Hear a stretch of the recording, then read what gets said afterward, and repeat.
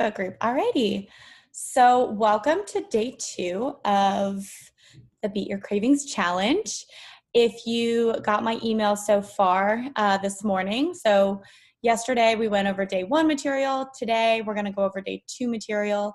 And in this morning's email, you'll know that the biggest focus for today or our challenge is around how you're eating your food. So really making sure that you're eating in a rest and digest mode and that you are in a relaxed state. Sorry, one second. And that you are really chewing and properly digesting your food. In the Facebook group, we have Jeannie watching right now. Hey, if you guys, whether you're watching the Facebook group or over Zoom, again, feel free to comment and just let me know that you're here. No, you're okay being in the Facebook group. The Zoom is just going to get recorded and then sent out afterwards. So either one, Facebook or Zoom, is totally fine. Zoom is also nice because you can dial in from your phone, or you can have it as the app running in the background. So like if you're trying to do other stuff, whereas if you had Facebook up on your phone, it would kick you out if you changed anything on your phone, if that makes sense. So you're good in the Facebook group. And what I was just talking about was what we're going to go over in today's coaching call. And then at the end, if you're here live, you can definitely ask questions. And then if you're watching on the replay in the Facebook group, then you can post that you're watching the replay and you can ask questions that way, and I'll go back and just answer any of them. So in this video, we're definitely going to go over why chewing your food is so important and why this is the big focus for day 2 of the challenge, just how it relates to cravings. And while it seems so simple and almost kind of silly, I feel like that's something that we tell our kids is to like slow down and chew your food. It is really important. It's the foundation not only for better digestion and gut health, but it's also important for triggering those hunger hormones and making sure that you're eating portion sizes that are right for you. So you're not rushing through your meal and then overeating, or you're not just following some like arbitrary rules and measurements of foods that you think you should be eating without actually acknowledging when you start to feel full. And also whenever you're hungry. So if you're hungry an hour later, you're probably not eating enough, or maybe you're eating too quickly. So I'll be getting into that. And I also want to talk about, this is in the handbook, but I think it's just good to go over it, is why we are not talking about managing cravings by just relying on willpower or relying on discipline. So a lot of people will say that they feel like they just need to be more disciplined, or their willpower will fail them. So whether that is in the evening, you feel like you have no willpower, or on the weekends, you have no willpower, or maybe in certain social situations, you feel like you have no willpower. But we're going to talk about why it doesn't work to control your cravings, or just continue to try to resist and restrict the quote unquote bad foods, because that's not going to lead to long-term success, and it doesn't address actually setting up the foundations that are really important, not only for managing cravings, but for overall health. So that's why we are talking about that as well, and just why it is so important to understand. And then also I want to talk about the 3 specific things that matter, not only for cravings, again, but for having energy, consistent energy, and just feeling good in general. So feeling good in general includes having good digestion, not feeling bloated, not dealing with acid reflux or cramping or gas or anything like that. It also involves sleeping well and having energy throughout the day, having a good steady mood, and not feeling hungry all the time, feeling satisfied, not feeling deprived, knowing what foods to eat to really nourish your body and support it, again, from a foundational level. So we're going to talk about those 3 things as well. And then I will answer any questions you have, or if you have been trying any of the recipes from the menu, I would love to hear what you're enjoying so far. I know some of you have been doing the breakfast hash, which is a really easy, savory breakfast to go to. So I love cooking all of that at once, and then you can have it throughout the week. That's really nice. And then also the chia seed pudding, that's a go-to for a lot of my clients as well, because you can change it up in a lot of different ways by adding different types of nuts. You can add different fruits. You can add different flavors of collagen protein powder to just kind of change things up a little bit. So that chia seed pudding is really awesome too. But yeah, we'll talk about that too. If you have any questions on the recipes, I'm happy to answer those. Alrighty, so, and again, if you are watching the replay, just let me know so I know that you're watching the replay. So let's talk about the most important things that matter, not only for cravings, but again, for building up that good foundation for overall health. No matter what diets you want to try or techniques you want to try or things that you read about or that you hear your friends are doing. So, you know, whether that's intermittent fasting or keto or vegetarian or paleo or Whole30, these are things that are important to understand. And when you understand these things, it's so empowering because you know how to like tweak and adjust what you're doing and make it actually work for you. So the first one is macronutrient balance. And this is in the guide. I go over in more detail each macronutrient. So protein, carbs, and fat. Those are your 3 macronutrients. And each one of those provide different types of energy to our body. So it's not that any of them are bad or that we should completely restrict fat or completely restrict carbs or eat lower protein, which would look like a vegetarian or vegan diet. It's that you need to get the right balance for you, the appropriate portion sizes of protein and healthy fats, and know what that actually looks like on your plate. And balancing that out with good real food sources of carbohydrates. So this would be mostly fruits and vegetables, non-starchy vegetables, starchy vegetables, and fruits as well are totally fine. The higher fiber, usually the better. Balancing those out with protein and fat rather than just eating them by themselves, that's really going to help to elongate the blood sugar curve and keep your energy, your blood sugar, and your mood all really steady and stable throughout the day. And so with the protein and the fats and the carbohydrates, what's important to understand is that you adjust them. So as you know, fats go up, carbohydrates might go down, or as carbohydrates go up, fats might go down, but you're staying within the same caloric range if your goal is fat loss. So you want to make sure that you're staying within a reasonable caloric range. Again, we don't want to restrict calories too much. So you have to make sure that you're eating enough consistently, first and foremost. That's always the foundation that I work on with my clients, is eating enough food consistently. Because when you eat too little, you can't burn fat. Your body is more likely to hold on to that fat, and it's also going to downregulate your metabolism to just conserve energy. And that's why people who have dieted in the past have a harder time losing weight whenever they try it again. But that's kind of an aside. So just knowing that the macronutrient balance is key for balancing your blood sugar, and understanding the amount of protein and fat and carbohydrates that's right for you is really, really important. And that's not something that you just figure out, you know, overnight. Usually it involves implementing a plan consistently over a couple of weeks and being able to adjust and tweak based on the results you're feeling, and just in terms of your mood, your energy, your sleep, and your weight as well, monitoring those things to figure out if it's working for you and if it's not. So that's the first thing that's important to understand with any plan that you're following, and knowing how to adjust that to personalize it for you. And making sure that those macronutrient sources are coming from real foods. You want to get the micronutrients with the macronutrients.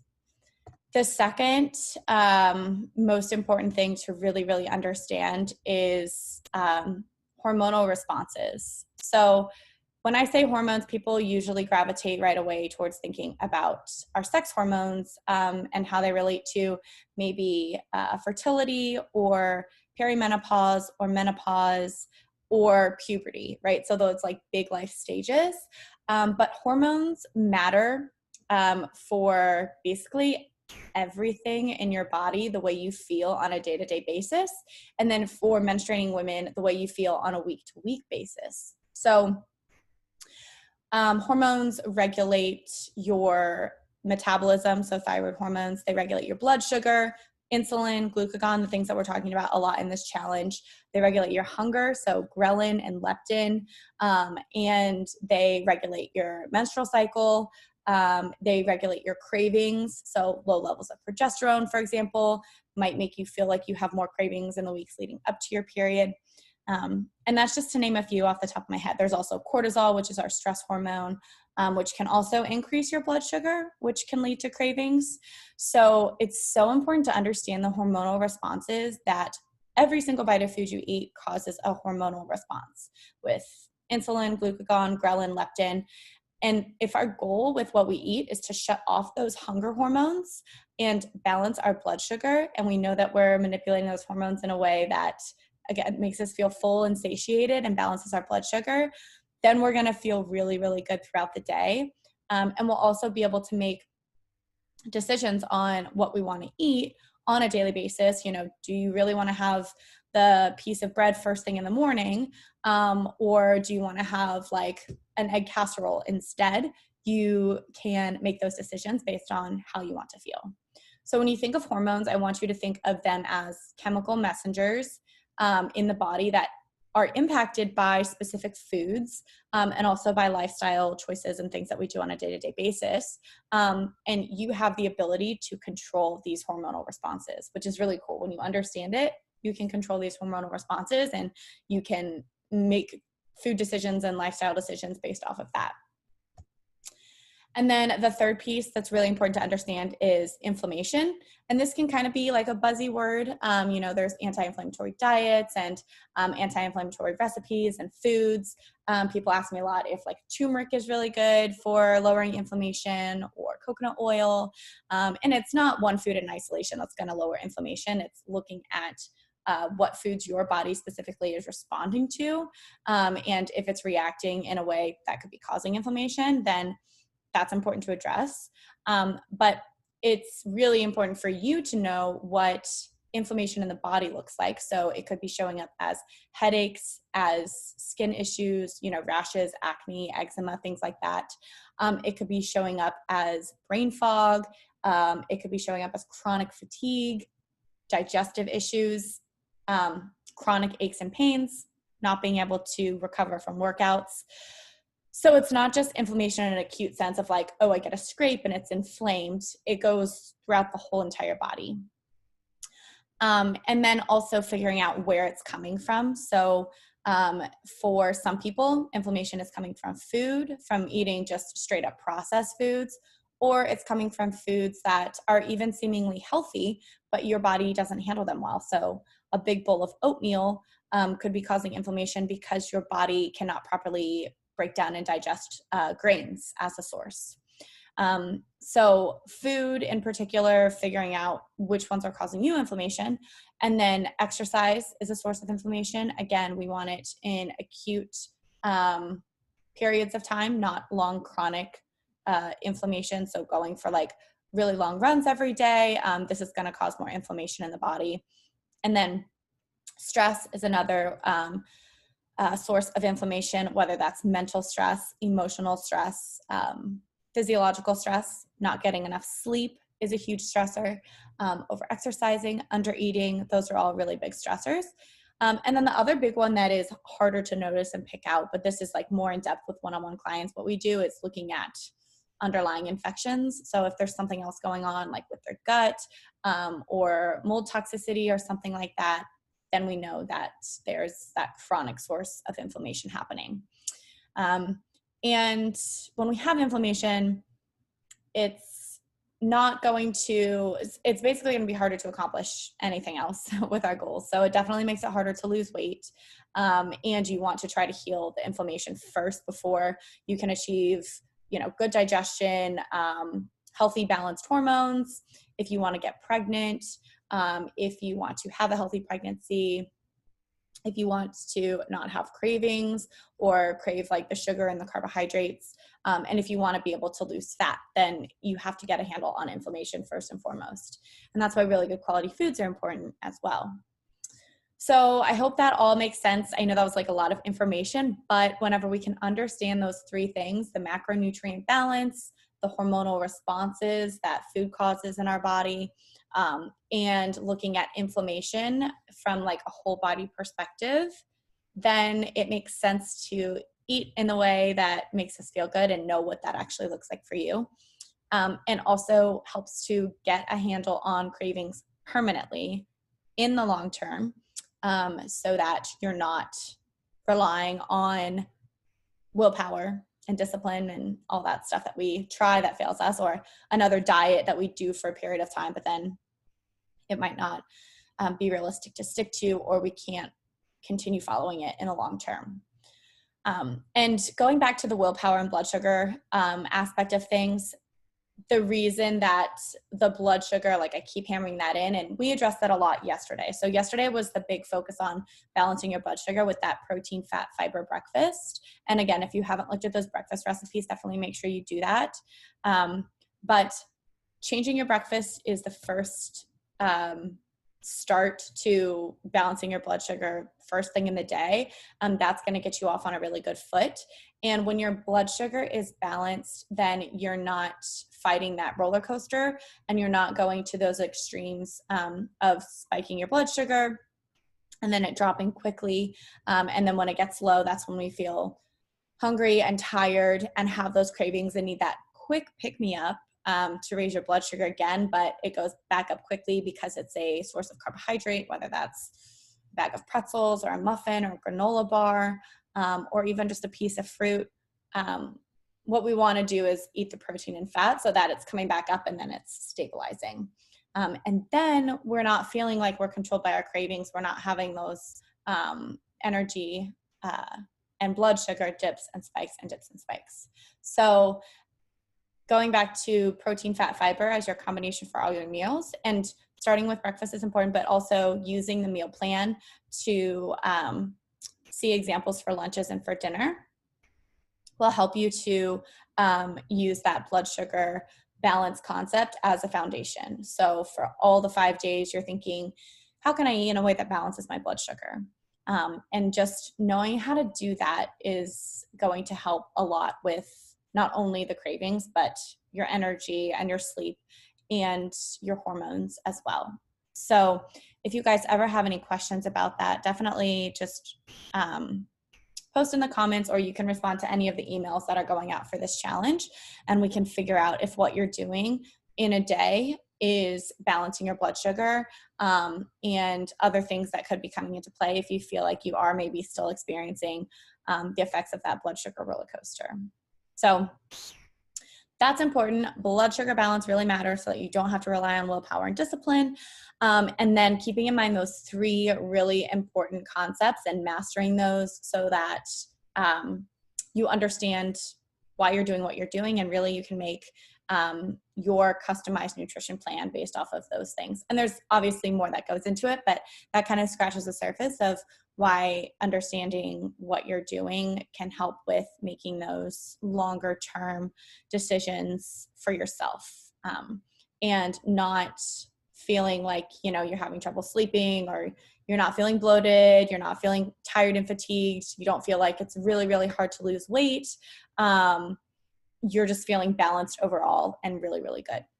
So with all of that, we can talk about the importance of today's challenge, which is all about how you eat. So first, just check in with yourself and figure out when you're eating, how often do you eat slowly, and really take the time to savor your meals. I know that for me, this was not something I was thinking about at all in the beginning of my health journey. I was just like, okay, what foods can eat and cannot eat? And of course, still having that like restrictive, the less calories, the better mindset, which is completely off. But also not thinking about how I was eating. And for a lot of women, especially the ones who have digestive issues, like bloating and acid reflux and gas and constipation, those issues, as well as the ones who really can't figure out like if they're eating enough or if they're eating too much. So maybe there's some meals that they don't eat enough, and then there's some meals that they're overeating and they can't figure out like what that good healthy balance looks like. Slowing down and eating in a relaxed rest and digest state can really, really help with that. So that's why I encourage you to first acknowledge how many meals am I actually sitting and eating in a relaxed rest and digest state. For a lot of people, you know, maybe it's like with breakfast, when we used to run out the door and head to work, it was like eating in the car on the way to work, or right when you sit down at your desk, kind of like wolfing your breakfast down while you finish up emails or start your emails. And then today that could look like you're waking up, you're walking the dog, you're feeding the kids, you're like doing all the things, and then you're just kind of eating on the side. You're not really focusing on breakfast for yourself. Or you're skipping breakfast completely, so you're getting through the day just like with coffee, and then 11 a.m. comes and you have your first meal and you're so hungry that you eat that really, really quickly. So those are just some common scenarios. Another one is maybe with dinner. If you're fixing dinner and you're already kind of like really hungry at that time, and maybe you're a little stressed out from the day, you had a little work or errands, or you're taking care of the kids or whatever. And then you're just piecing together your dinner quickly and you're eating while standing up in the kitchen. Then that's not going to be great for your digestion, and it's not going to be great for also gauging like how much you're actually eating, especially if you're snacking on like processed foods.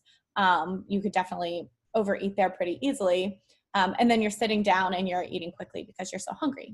So all different scenarios, just kind of figure out like, okay, with each meal, what does that look like? Am I sitting down, getting out of that fight or flight mode? So fight or flight is going to be your sympathetic state where it's great for responding to stressors. We need to be in that fight or flight mode when we are trying to react to something quickly.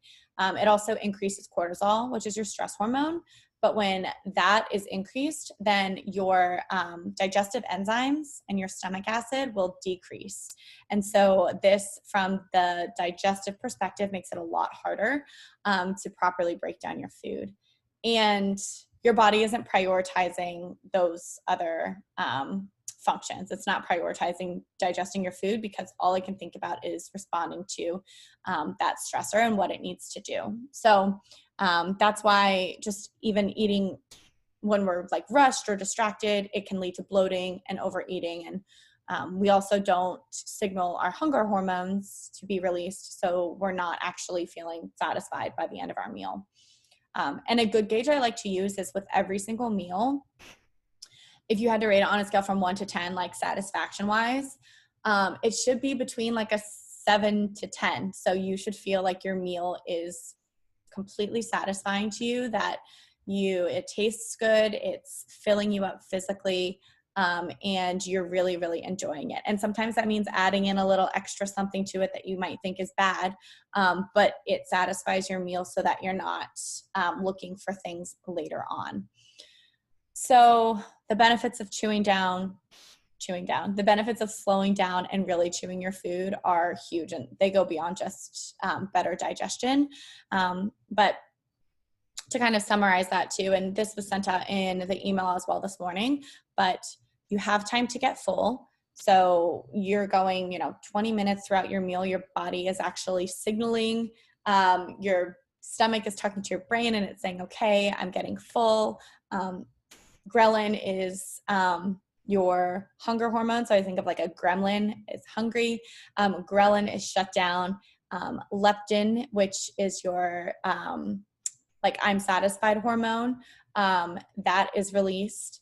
And then also your blood sugar is hopefully balanced with the blood sugar balancing aspect so that you're feeling full and satiated for a long time. So for the next like 3 to 4 hours, you're feeling full.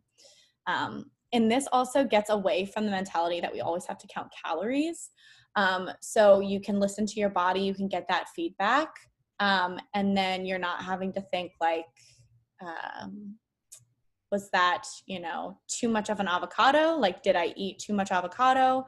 Did I eat too many, like, I don't know, grams of protein, which is really hard for women to do. So that's usually not an issue. But just different examples like that. You can figure out, be in tune with your body and figure out when you actually start to feel full. And you can say like, okay, I'm good now. This is fine. And like Jeannie mentioned earlier today, in the Facebook group, that she like didn't even finish her breakfast. So she was eating it in a relaxed state. And she found that she got full before it was even finished. So you don't always have to finish everything that's on your plate, and that's totally fine. You can put away, you can have it for later. But you want to make sure that you're staying full for a few hours. So that's really important. And then the second really important point, just the importance of slowing down and chewing your food, is that it's going to improve your digestive capacity.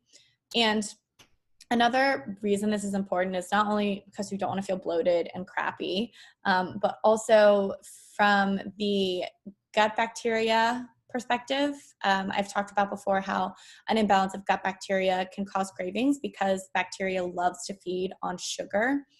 And so that's why it's common for people with bloating to also have those cravings. Like usually when you feel bloated, you feel worse, you feel tired, and then you also have those cravings. And more complex issues like small intestinal bacterial overgrowth or candida overgrowth, those can come from not chewing and breaking down your food properly. And then once you get that imbalance of gut bacteria, you have to do the extra support with digestive enzymes, with stomach acid. Even just a little bit of lemon water can help to prime your digestive system if you feel this way. And addressing it with some supplements will be more necessary, and making sure that it doesn't go too far so you're not dealing with, the candida overgrowth and stuff like that. But if you are someone who has acid reflux or heartburn or bloating, just remember that this is like the foundation. You have to make sure that you're eating in a relaxed, rest and digest state first and foremost. And then also, again, going back to that like satisfaction spectrum, it helps you to actually enjoy your food and savor it. So you can enjoy the taste, the textures, you're enjoying every bite, you're really chewing it, you're tasting it. This physiologically releases the feel-good neurotransmitters, which are also produced in the gut. So serotonin is produced in the gut. But it helps to send the signals to your brain to tell you that you are satisfied. So you could test this out. You could eat the same meal in 10 minutes and then the same meal in 30 minutes and see like how much you enjoy it, one versus the other, and how satisfied you feel after and how full you feel also. But it really just gives your body time to, again, communicate your gut to and your stomach to your brain and let you know that you are satisfied. And if you don't feel satisfied at the end of the meal and you're still looking for something else, you need to figure out, what are you really looking for? Like what's really important to you? What are you looking for satisfaction wise? And that's a whole different topic in itself, just figuring out, maybe it's not about the food at all. But slowing down and really enjoying your food is the first thing to address when it comes to making sure that you aren't reaching for something later on, whether that's food or wine or, your specific like ice cream, chocolate, whatever it is that you're thinking about. So that's basically it. That's what I wanted to go over for today, just the importance of really slowing down and chewing your food. And also, so your homework is to just post in the Facebook group, or you can respond to my email as well and let me know which meal you're going to focus on eating in that relaxed rest and digest state. So you can start today. If you hopefully have already had a couple meals, maybe you already did it, or maybe you're going to do it for dinner. And then future days, so Wednesday through Friday, really focus on that and be cognizant of which meals you're eating in a relaxed rest and digesting. And I know it's not always realistic. Like sometimes you just have to eat quickly and move on to something else, but prioritizing it will really, really make a huge difference. So now I will just take some time to answer questions, and we have about, it looks like 5 minutes left to cover questions. So I'm happy to do that, and I'll go back and forth between the Facebook group and between the Zoom.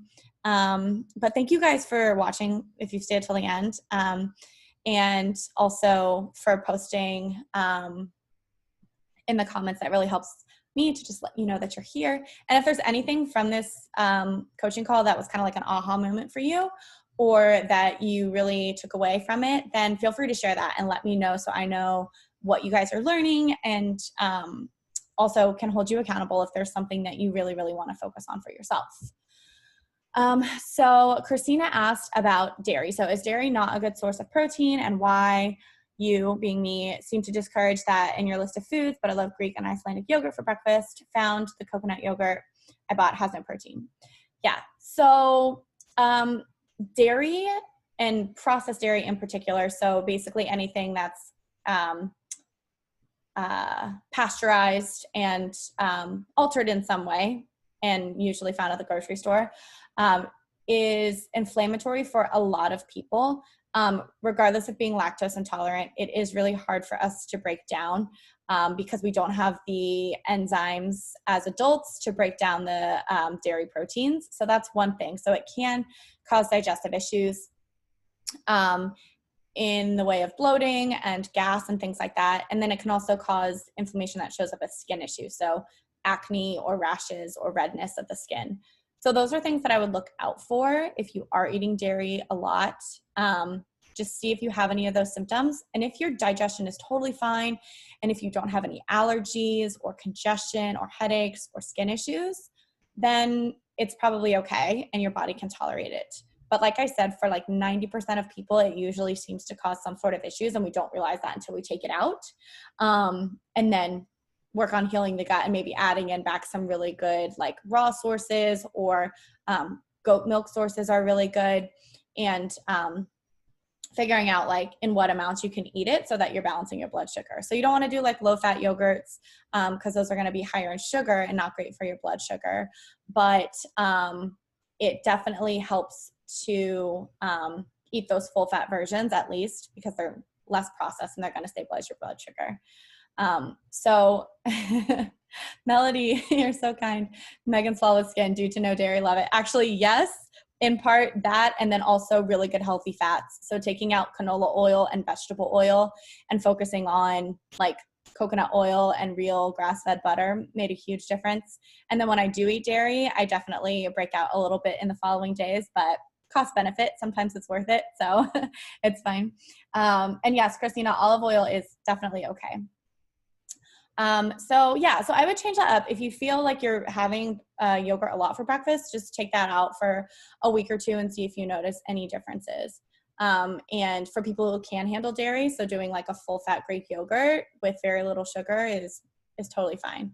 I really like the Koyo brand of yogurt because it is really rich in probiotics, doesn't have any added ingredients. So that's a really good brand to look out for.